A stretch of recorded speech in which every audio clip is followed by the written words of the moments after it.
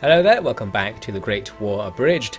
Last time we successfully expanded our territory in Italy, taking Torino to the west of Milan from the Italians. Meanwhile, we defended Milan against the big German armies that have now shown up to challenge our presence in Italy, and that worked out well after a few cheats, at least. And now we're focusing on our future objective, and that is to capture Rome. The army from Torino will just start marching towards Rome. It's going to take a long time to get there, decent number of turns because we're moving so slowly with the bunkers and our artillery in tow. But looks like we've got a pretty clear run of it. There's nothing in front of us, so we'll just start that project. Back in Milan, the Germans just stood around for a while not attacking, and that allowed me to build even more machine gun bunkers. So now I've got 4 of them. I'm thinking this army must be pretty powerful. We can probably just do this. Let's step out and just engage the Germans before they besiege us. This is particularly good because their first army is close enough to that bridge for this to be a river crossing battle, so we'll be able to do some extra special exploits. Ludendorff is on the field today, a nice famous general for us to kill. They're also bringing in some machine gun crews as reinforcements. Not exactly an issue, but we did see before that it's machine gun crews that get stuck when coming in as reinforcements, so that was a worry. As things start, the enemy are just running at us, and I don't really need to do anything, just let the machine guns do their work. I noted though that my regular machine guns are still managing to hit the water surface in a broad spread kind of way, so maybe my hacks from last time to increase their accuracy didn't actually work. Doesn't matter too much in this particular case, because we've got 2 regular machine gun bunkers, and 1 would be enough to stop the enemy. In this case, it's just going to be an absolute slaughter, rather than a slow and drawn out slaughter. Ludendorff dies, bravely leading his men in a charge across the river, and some of the men do get into rifle range of our bunkers. That's something. Well, it's not, because they're just going to shoot the bunkers. They needed to keep going to have any chance of winning, but they don't, and just look at the river. It's being absolutely peppered with machine gun bullets all over the place. These units are not going to last very long, and the same can be said for all of the enemy's initial army. So then, now we need to take on the many reinforcement units that are supposedly coming in. However, I was hit by the thing I was paranoid about. An enemy machine gun crew has tried to reinforce, and that's just the end of that, just like last time. Maybe this always happens with machine gun crews coming on as reinforcements. Not much we can do then, is there? The rest of the enemy's reinforcement units won't come into our death trap, which is a shame. Although we can still move forwards and kill the various units that were still hanging around, like some artillery crew there. So that's something. Now, to have any hope of achieving victory in the battle, we need to counter-exploit in some way. We need to try and force this machine gun crew onto the field. And for that I did have an idea. We can use the force fields around the machine guns to push them by walking into them with a mass of units from one side. So in this fashion, we try to push one of the guns that was available to us far enough onto the field that the other ones might feel tempted to follow. And here's how well that worked. Not at all. I eventually just quit the battle rather than waiting for the time to run out, just to see if the game would auto-resolve my army to death or something, but actually it was quite kind. We ended up just with the result as things stood when I quit the battle. So that's fine, I guess. We took out most of the first army, a few units in the other armies, and we killed Ludendorff with minimal casualties to our own side. So a successful raid overall. It clearly had something of a psychological impact on the Germans at least, because after this I was able to go and stand on the bridge without the Germans challenging me to an interception battle. So there we go, we've got our defensive plug in place now. One of the bunkers and some troops were sent over to the west because one of the German armies has actually walked around in Milan's territory enough to end up threatening Torino and ended up coming over to the west. I'm looking at its movement range and noticing it can basically attack Torino this turn. I was about to move my troops to go and defend it, but I thought they might also attack Milan, so I decided to just do nothing because Milan is more valuable, and we'll see the consequences of that.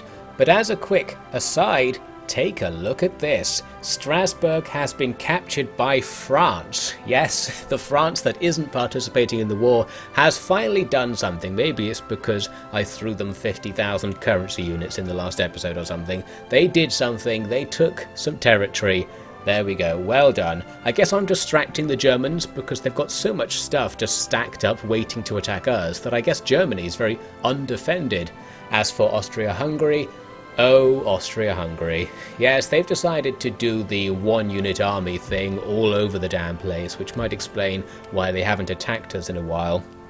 Anyway, I was just moving my plane to try and confirm this French situation in Strasbourg. Yes, they've taken it, but they're holding it with like 3 units. Not sure what's going on or how they even took it, but it's probably not going to remain on our side for long, suffice to say.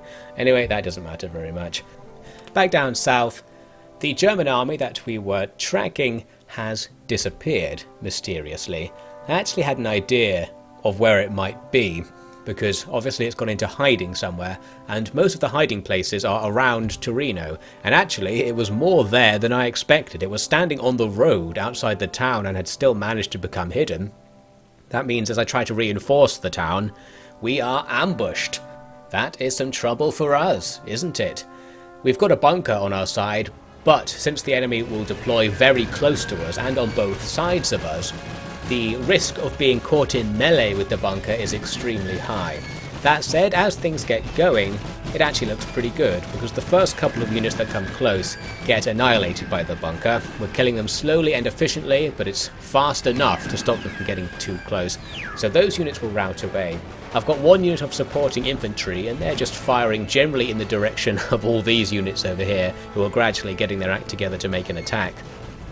What I wanted to do with these guys is actually pull them to the other side, so that they will A, kite the enemy's artillery, and B, have the chance to fight their artillery and general, who is now kind of unprotected on that side of the map.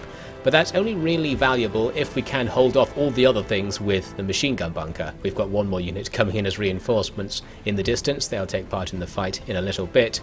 So yes, off my men go. I'm going to run them towards the enemy's guns and the general to try and inflict big damage. The enemy's infantry could just charge my bunker while I'm away, and unfortunately, I'm sorry to say, they did.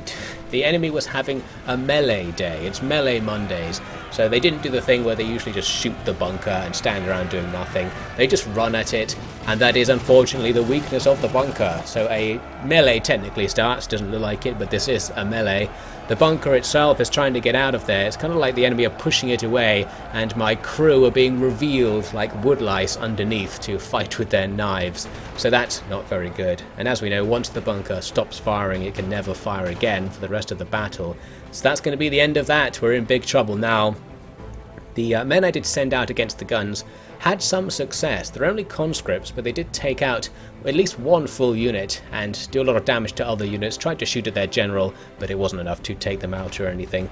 We were able to use a German trench to protect our flank somewhat from the enemy, but the enemy were distracted anyway by the other unit coming in from the other side, who, as it happens, are also using a German trench against them. In this case, Melee Monday is still on, so the enemy just dive in to attack us, which I guess is the right thing in this situation, because a gunfight would favour us over time, but a melee fight at best is equal for both sides. In fact, the Germans probably have the advantage in terms of melee stats just because their units are better, so good play from the AI. Not only did they manage to ambush me, they actually did the ambush in a somewhat effective manner, and they only lost 1,000 men to kill our 200. It does mean this enemy army will now be a threat. We can't stop them from taking Torino, and we don't really want to peel too much from the army over here because they are standing off against quite a lot of stuff, and if the AI felt like it, they could put a lot of pressure on us. We're actually going to leave that as an open question for now, because our men are arriving near Rome, so let's just deal with this. Our attack actually had really good circumstances, because while the enemy had clustered around Rome with a load of stuff, we can make this particularly good offensive, one that causes lots of machine gun bunkers to not be involved because they can't reinforce and some of them will be deleted. And we're attacking a small army that's near a river, turning this into a river crossing battle, our forte when we have our machine gun bunkers, of course. This one is a bit different to the normal affair because the enemy have a full stack of reinforcements coming on right behind our initial position. As you can see, I've set up trenches to prepare for this, so part of our army will be shooting backwards at the start, and we kill their general in such a fashion. That's a very good start indeed. So yes, we'll just sit there waiting for enemy units to walk in. We've got the mortars, our artillery, and a few units of rifles firing in this general direction, and the enemy will be at a huge disadvantage. Their field guns were set up here but got destroyed by the mortars right away, very good. And their men now have to just charge at our trenches and give us a nice, favourable fight for us, especially because they're going to be coming on one unit at a time, so every time we kill a bunch of them, more guys will just replace them. They won't get the chance to form up their line and overwhelm our relatively small position. Also, I realised this formation has a critical weakness, and that would be to a melee charge. That's just because the second line of infantry that's facing the other direction, defending the bridge, actually will turn round and shoot my own men, something I keep forgetting about in this mod. That units have 360-degree arcs of fire. Anyway, I had my machine guns move up to fire on the enemy's reinforcing position from the flank, so as they enter the field, showers of bullets will just be landing all around them. It was at about this point that I realised the risk that my own men might be killing each other. It was mainly just because I'd lost too many men. The enemy were barely shooting back at me, and I was like, why are my men taking so much damage in this fight? And then realised upon closer inspection, looks like a lot of the casualties are at the back. It was probably our own men shooting each other. So there you have it. Anyway, so that reinforcement army is locked down there. They're just going to get killed as they come onto the field, and the enemy's initial armies are gathering up ready to make the river crossing, which probably won't go very well for them, as you imagine, but they're going to try. I realised I didn't need my rifle troops defending the river at all, really, so I'm going to bring them all over here to fight with the reinforcement army. Here's another nice mistake that I just like to point out. I was confused as to why my men aren't shooting at the enemy right now. They are just about in range. Started moving them close and thinking maybe this doesn't count, but actually I've got them off fire at will from earlier when I wanted them to not do friendly fire. There we go, I realised it. Didn't really need them anyway because the machine guns are doing a good job, and the mortars are doing an especially good job. I've mentioned this before. Mortars are really accurate at quite close range. So firing at roughly the same range as a rifle, you pretty much always hit the enemy and do big damage. Speaking of big damage, the enemies start walking across the bridge, coming from the other direction. We've got a machine gun bunker pointed right down the bridge, and because the enemy are arranged in big, long lines, our bunker's just going to destroy their entire army with no effort whatsoever. Our mortars are also somewhat contributing. The mortars, by the way, can destroy the bridge. It just takes so many attacks that we've never actually seen it happen. One of their generals wandering around at the back gets himself killed because I think I was targeting my machine guns onto him specifically to try and pick up that cheeky kill. Meanwhile, his men are not having a very good time. They're just being mowed down unit by unit. There is zero probability of them doing anything here, but the AI will try. So in this fashion, we quickly secure the defeat of all of the Italian forces on the field. A few guys didn't cross and sat around at the back of the map, so I had to go and kill them. And we pick up our heroic victory. Our losses were negligible, really, and the enemy lost a whole load of stuff, plus some extra losses due to machine gun bunkers getting deleted. It doesn't mean we've taken Rome, but it means the forces around Rome are scattered, and in particular, the stack that was defending Rome has been really cut down to size. That means that when we attack Rome, which will be right now, by the way, a lot of the units will just be the militia units, which have very little presence on the balance bar, and we actually get a situation where we could auto-resolve the attack and just have Rome right now. But say it with me, children, never trust a Napoleon auto-resolve, so always save first. Anyway, we get a reasonable result, and we take the city. Just like that, we have yoinked it. The capital of Italy, one of our big enemies and one of the big enemy powers, has been taken by plucky old Belgium. This makes us pretty rich, actually. We're going to be making a lot of money, and this place has loads of the fully upgraded buildings that we can use. Once we've done the repairs, we'll be able to recruit all kinds of crazy units, and our regular units with extra experience. All good stuff there. But there is one downside. Rome, being a historical capital, gets this massive public order debuff. You get -30 or something when you take it, so it's going to be pretty hard to hold it, even without the Italians, because the locals don't want to be part of Belgium.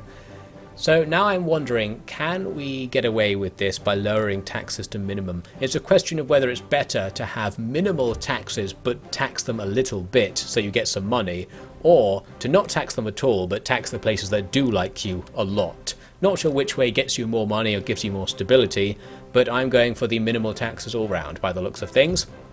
We're still not bankrupt, which is all that matters right now, I suppose. So over time, the Rome situation will simmer down, but that's going to be a long time, so you're going to have to just forget about that army. We're going to put that whole project on the back burner and wait for a long time for that to sort itself out, while we try and hold the line up north. The amount of German armies that are stacked up ready to attack us has only been increasing over time, but they haven't been attacking us. And by the way, the video hasn't frozen. I thought I'd show you here a real-time example of how long it takes to select an army in the game at the moment. It's because with like the Austro-Hungarian thing, they've set up so many individual armies that when you click on an army, the game has to go through the loaded database of armies that exist to find the one you clicked on. And when there are so many armies, the database engine isn't efficient enough to find things because it was never meant to deal with this many armies, and it just takes forever to go and look up the details. So that's pretty annoying.